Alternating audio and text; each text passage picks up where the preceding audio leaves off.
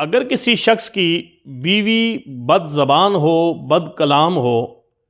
اور وہ انتہائی سرکش اور باغی ہو، تو اس حوالے سے قرآن حکیم اور ہماری شریعت مطہرہ ہمیں کون سی راہ اختیار کرنے کا حکم ارشاد فرماتی ہے۔ قرآن حکیم سورہ نساء کے اندر آیت نمبر 34 کے اندر ایسی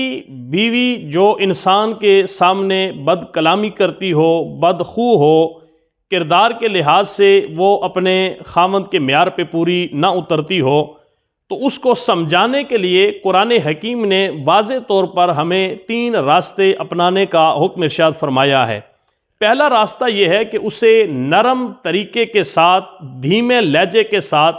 اور انتہائی نرم الفاظ کے ساتھ اس کو سمجھانے کی کوشش کی جائے، لیکن اگر وہ اس کے باوجود بھی سمجھنے سے اپنے آپ کو قاصر سمجھتی ہے تو پھر دوسرا راستہ یہ ہے کہ اس کی خوابگاہ کو الگ کر دیا جائے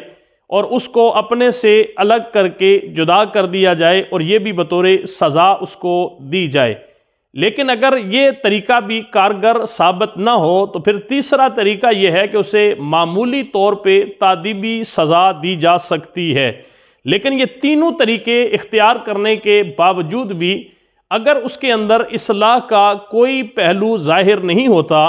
تو اس سے لگ ایسے رہا ہے کہ ایسی زوجہ، ایسی بیوی وہ اپنے میاں کے ساتھ کسی لحاظ سے بھی حسن معاشرت کے ساتھ رہنا نہیں چاہتی، اگرچہ طلاق کو اسلام نے، ہمارے دین نے، ہمارے مذہب نے اور آقا کریم صلی اللہ علیہ وسلم کی احادیث مبارکہ کی روشنی میں اللہ تبارک و تعالیٰ نے اسے ایک ناپسندیدہ عمل قرار دیا ہے۔ لیکن اگر ایسی بیوی ہو